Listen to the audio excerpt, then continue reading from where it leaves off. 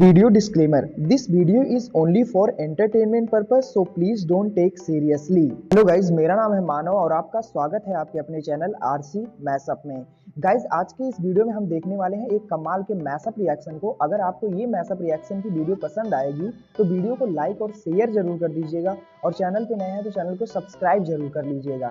Thank you. तो guys, आगे की बात हम वीडियो खत्म होने के बाद करते हैं, तो चलिए इस कमाल के मैशअप रिएक्शन की वीडियो की शुरुआत करते हैं। Hope you will enjoy. क्योंकि काफी डिमांड आ रही है कि मेजर साहब पाकिस्तान का तो करें, आप उनकी क्लास लीजिए, लेकिन दुनिया भर के बारे में थोड़ा बताइए। तो आज हम शुरू कर रहे हैं थोड़ा सा वेरिएशन एंड आई होप आपको पसंद आएगा और आपका आशीर्वाद वैसे ही मिलता रहेगा दोस्तों, जैसा आज मिलता है।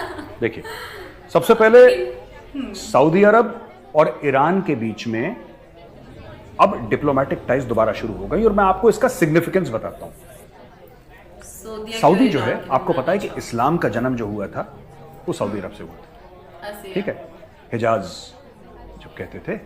और तो जो अरब है, सऊदी अरब, वहां से इस्लाम का जन्म हुआ। प्रॉफिट मोहम्मद ने वहीं पे जन्म लिया था और वहीं पे इस्लाम पैदा हुआ था सऊदी अरब में, और फिर वहीं से दुनिया भर में फैला।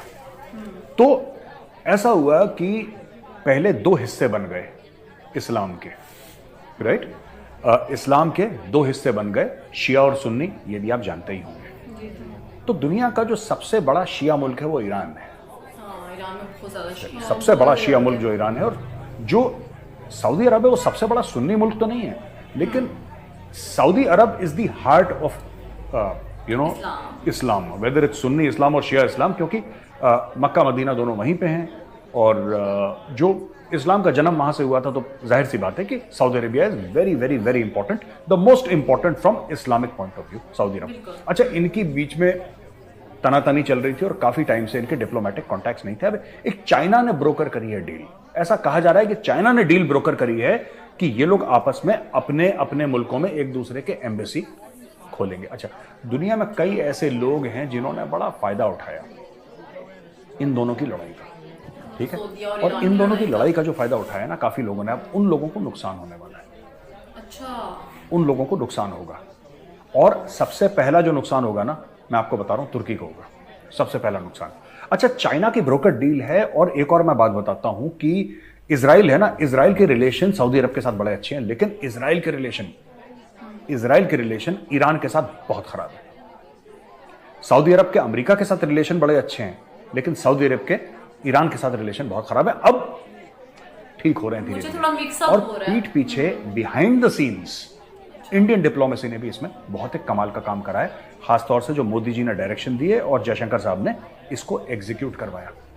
और इंडिया के आप मैप देखिए, राइट, आप ये देखिए नक्शा, आपको इसमें क्या दिख रहा है? ये जो ईरान है ना, ईरान के ऊपर सैंक्शंस लगाए गए हैं because of nuclear proliferation, because of this, because of that, दुनिया भर के तामझाम।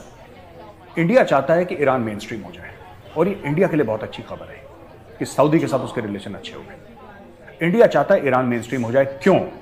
क्योंकि अगर कल फॉरेन फोर्सेस, अगर कल अमेरिका आता है अफगानिस्तान, जो कि अमेरिका आएगा ना, आज नहीं तो कल, नहीं तो परसों, नहीं तो 10 साल के बाद, America and the west will again land up in Afghanistan. ये होना है, ये बात तय है।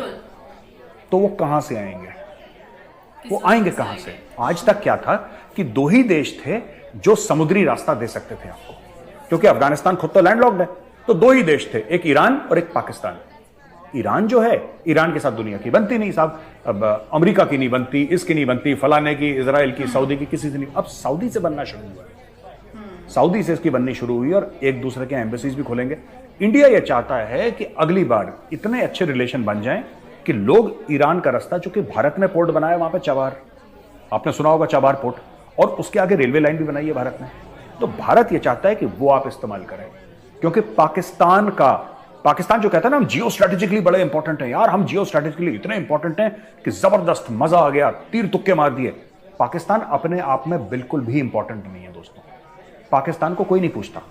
पाकिस्तान सिर्फ इसलिए इंपॉर्टेंट है क्योंकि पाकिस्तान का बॉर्डर अफगानिस्तान से लगता है। अगर आप अफगानिस्तान को, फर्ज कीजिए, फॉर एग्जांपल कह रहा हूं, हाइपोथेटिकल सिचुएशन, अगर आपको अगर अफगानिस्तान हटा दें वहां से, तो पाकिस्तान, मैं बता रहा हूं, क्रिकेट टीम को भेजना पसंद ना करे, because it is the least important country in the world. उसके पास है नहीं कुछ बेचने के लिए, अपनी जियो स्ट्रेटेजिक लोकेशन है उसके अलावा पाकिस्तान के पास कोई माल नहीं है दुनिया को बेचने के लिए, और उसके जियो स्ट्रेटेजिक इंपॉर्टेंस जो है वो सिर्फ और सिर्फ इसलिए है क्योंकि वो अफगानिस्तान से उसके बॉर्डर मिलते हैं। That's it.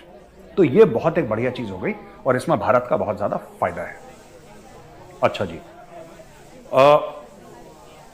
शी जिनपिंग ने फिर से इलेक्शन फिक्स कर लिया और शी जिनपिंग ने थर्ड एक टर्म ले लिया है, राइट?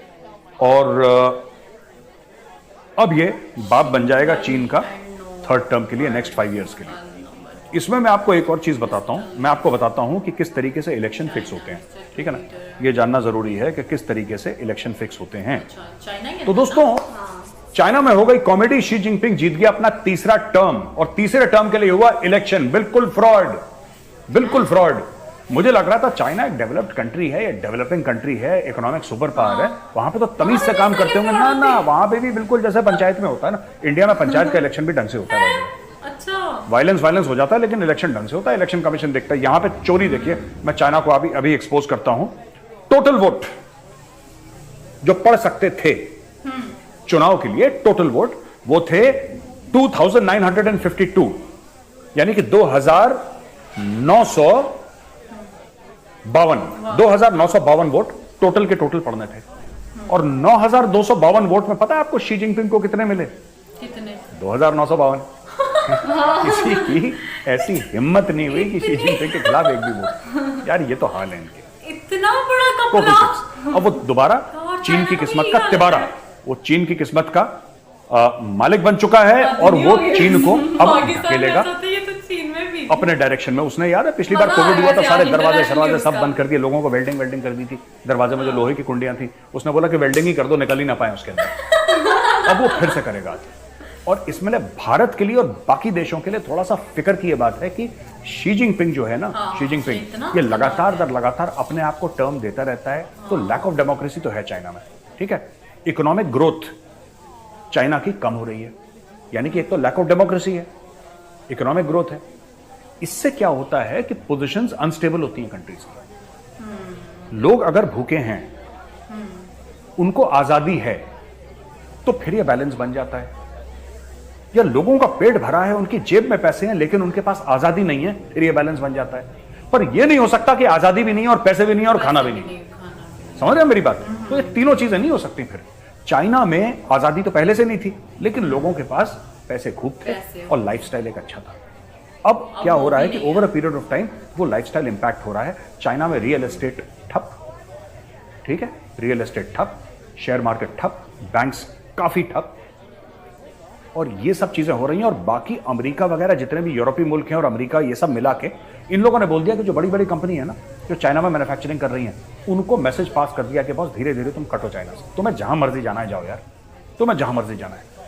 और दुनिया भर का सामान बनता है चीन पे, और चीन उसी की कमाई लेकर दुनिया पर राज करने की कोशिश कर रहा है। चाइना में खुद तो कुछ बनता नहीं है।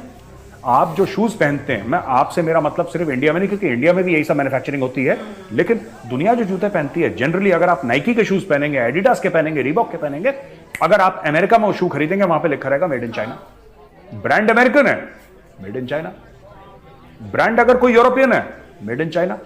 अब वो लोग क्या कर रहे हैं, धीरे धीरे इन ब्रांड्स को वहां से हटा रहे हैं। अचानक तो हटा नहीं सकते, कंपनी डूब जाएगी, धीरे धीरे हटा रहे हैं, धीरे धीरे करके। अच्छा, एक फैक्ट्री, 5 फैक्ट्रियां, चलो एक हटा दो, इंडिया में डाल दो, दूसरी एक काम करो मलेशिया में डाल दो। तो ये शी जिनपिंग के अंडर हो रहा है। And economy of China is taking a savage hammering, right? तो देखते हैं आगे आगे होता है क्या। है जी, एक बहुत बढ़िया चीज मुझे पता लगी, जिससे यार क्या होता है, दिल खुश तो नहीं हुआ, दिल तो दुखी हुआ दोस्तों, लेकिन यार फिर भी ऐसा लगा कि ऐसा होना नहीं चाहिए था यार।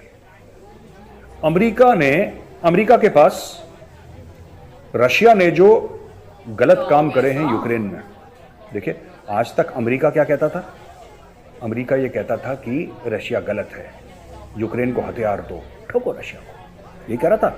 अमेरिका ने खुद अरबों डॉलर दिए यूक्रेन को, लेकिन भैया कहीं दोनों ने पीठ पीछे हाथ मिला लिया। मजबूरी, मजबूरी भी कोई चीज होती है ना दोस्तों, तो मजबूरी में दोनों ने हाथ मिला दिया। क्या हाथ मिला है? न्यूयॉर्क टाइम्स की रिपोर्ट है, और बड़ी इंटरेस्टिंग रिपोर्ट है। न्यूयॉर्क टाइम्स की रिपोर्ट ये कहती है दोस्तों कि अमेरिका को यह पता है कि रूस ने वॉर क्राइम, जो युद्ध में मुझे मतलब आप जो क्राइम करते हैं, वो जैसे कि लोगों को मार दिया, इनोसेंट लोगों को मार दिया, कहीं स्कूल था स्कूल पे बम मार दिया बच्चों को, ये सब वॉर क्राइम्स में कई चीजें होती हैं, मैंने तो आपको सिर्फ एक दो ऐसी बताई हैं फॉर एग्जांपल। तो क्या हुआ कि वॉर क्राइम्स रशिया ने करे, ऐसा दुनिया मान रही है, मैं नहीं कह रहा, दुनिया मान रही है कि रशिया ने वॉर क्राइम्स करे यूक्रेन में। वॉर क्राइम्स करे, अमेरिका के पास प्रूफ है, लेकिन अमेरिका ने यह प्रूफ छुपा लिया। अब देखिए, the pentagon is blocking the Biden administration from sharing evidence with the international criminal court in the Hague. जो पेंटागन है, जो कि अमेरिकी जो सैन्य शक्ति है उसका जो गढ़ है, जो उनका हेडक्वार्टर है, वो बाइडेन एडमिनिस्ट्रेशन को रोक रहा है। वो बोल रहा है, जो बाइडेन को, अपने ही राष्ट्रपति को बोल रहा है कि सर ऐसा है कि जो रूस ने गलत काम करे ना यूक्रेन में, सिविलियन को मार दिया, बच्चों को मार दिया, ये कर दिया, ये सब बताना मत किसी को। तो बाइडेन ने पूछा, भैया क्यों मत बताना यार, क्या बच्चों वाली बात कर रहे हो, ये तो रूस तो हमारा दुश्मन है। हम तो कह रहा सर ऐसे नहीं होता, रूस हमारा दुश्मन है, इसका मतलब आपको पता ही नहीं कि पॉलिटिक्स कैसे चलती है। भाई कैसे चलती है, कह रहा है सर हम लोग जो है अमेरिकन, रशिया ने तो कुछ नहीं करा, रशियंस तो बच्चे हैं। हमारे काले करतूत देखिए ना आप, हम लोगों ने कहां कहां कौन से जहर के बीज बोए हैं। किसी ने पूछा होगा कौन से बीज बोए, कह रहा सर एक बात बताओ, जो 9/11 हुआ था ओसामा बिन लादेन वाला, वो करने वाले सऊदी वाले थे, उसमें 15 जो 19 में से 15 थे वो सऊदी के सिटीजन्स थे, राइट। आपने इराक को ठोक दिया, आपने अफगानिस्तान में बम मार दिया जबकि लादेन पाकिस्तान में था। आपने तो मुल्क के मुल्क बर्बाद कर दिए। आप किस मुंह से रूस को दोष देंगे? कल रूस बोलेगा कि भैया हमें तो छोड़ो, हमें छोड़ो, हमारे तो कांड 2022 के हैं, तुम लोग तो 75 साल से ऐसे खेल खेलते आए हो, बताओ तुमने कहां नहीं करा। तो सर हमें तो कॉलर पकड़ के घसीटेंगे वो, फिर हम लोग कहां मुंह दिखाएंगे? क्योंकि जो अगर हमारे पास रशिया का प्रूफ है, रशिया के काले कारनामों का प्रूफ अगर हमारे पास है, तो क्या आपको लगता है हमारे काले कारनामों का प्रूफ रशिया के पास नहीं होगा? चुपचाप बैठे रहो, ठीक है, यूक्रेन को पैसा देते रहो, लड़ते रहेंगे आपस में, यहां पे लड़ाई मत लेकर आओ कि हम रशिया को ये करेंगे, रशिया को ये करेंगे। कल रशिया ने अगर बोल दिया कि ठीक है बेटा, तुम इंटरनेशनल क्रिमिनल कोर्ट हेग में हमें ले जा रहे हो ना, अमेरिका वाले सबूत दे रहे हो, तो क्या हमारे पास सबूत नहीं है? ले भाई तेरे सबूत। तुमने इराक में एक पूरी कौम को निपटा दिया, इराकियों का कोई लेना देना नहीं। Iraqis had nothing to do with 9/11, Saddam Hussein had nothing to do with 9/11, उन्होंने निपटा दिया। जो वहां पे तालिबान थे अफगानिस्तान में, ठीक है, उन्होंने शरण दी जो अलकायदा वाले थे, लेकिन वो उनका एक ट्राइबल कोड ऑफ कंडक्ट है, पश्तून वली कहते हैं कि जो मेहमान है, मेहमान कैसा भी हो, अगर किसी पठान के घर आ गया, किसी अफगान के घर, अच्छा हुआ ना कि मतलब उन्होंने हमें दूसरे कंट्रीज में क्या हो रहा है, क्या चल रहे हैं मामला, वो भी बताए। कि पहले वैसे एक बात है कि जो तड़का पाकिस्तान का आता है ना मेजर साहब का, वो जरा मुझे थोड़ा सा वीडियो में है ना कम लग रहा था, क्योंकि जो मेजर साहब पाकिस्तान की करते हैं ना वो कमाल किया, लेकिन ये है कहीं ना कहीं बातों पे पॉइंट नहीं थे जाने थे मेजर साहब। सबसे पहले जो मेजर साहब ने बात की सऊदीया के साथ ईरान के ताल्लुकात। जैसे कि आपको पता है, मेरे साहब ने बताया कि सऊदीया जो इस्लाम के लिहाज से काफी मतलब क्योंकि वहां पे इस्लामी कंट्री है और उसको फर्स्ट पे रखा जाता है इस्लामी कंट्री के लिहाज से, लेकिन जो ईरान है वहां पे शिया ज्यादा। लेकिन कुछ टाइम से सऊदीया के दरमियान और ईरान के दरमियान मतलब तनाव का शिकार था, वहां पे प्रॉब्लम्स चल रही थी। लेकिन अब कहीं ना कहीं सुनने में ये आ रहा है कि वो प्रॉब्लम्स जो है वो हल हो रही हैं और उनका सोल्यूशन निकला, जिसकी वजह से भारत जो है वो काफी ज्यादा खुश है। क्योंकि कहीं ना कहीं ये भी पॉइंट रख रहे थे मेजर साहब कि अगर अफगानिस्तान में अमेरिका जो है वो दोबारा आएगा ही आएगा, क्योंकि ये सबको पता है कि अफगानिस्तान में अमेरिका ने आना ही आना। लेकिन पॉइंट ये है कि पहले पाकिस्तान के थ्रू से आते थे, लेकिन अब किस तरफ से आएंगे, क्योंकि समुद्र जो पाकिस्तान को और ईरान को लगता है। मेजर साहब के जैसे मेजर साहब बता रहे थे, हमें काफी चीजें ऐसी है जो कि मुझे नहीं पता, लेकिन ये है कि मेरे साथ की वीडियो से देख के मुझे काफी चीजें इंफॉर्मेशन मिलती है। फिर मेरे साथ इस बारे में बात करते कि अब काफी ज्यादा ईरान के साथ ताल्लुकात अच्छे हो जाएंगे तो भारत को भी गाइज आपको यह मैसअप रिएक्शन का वीडियो कैसा लगा, अपने थॉट को नीचे वीडियो के कमेंट में जरूर बताइएगा। वीडियो पसंद आई हो तो वीडियो को लाइक जरूर कर दीजिएगा, चैनल पे नए हैं तो चैनल को सब्सक्राइब जरूर कर लीजिएगा। तो थैंक यू, मिलते हैं नेक्स्ट वीडियो में।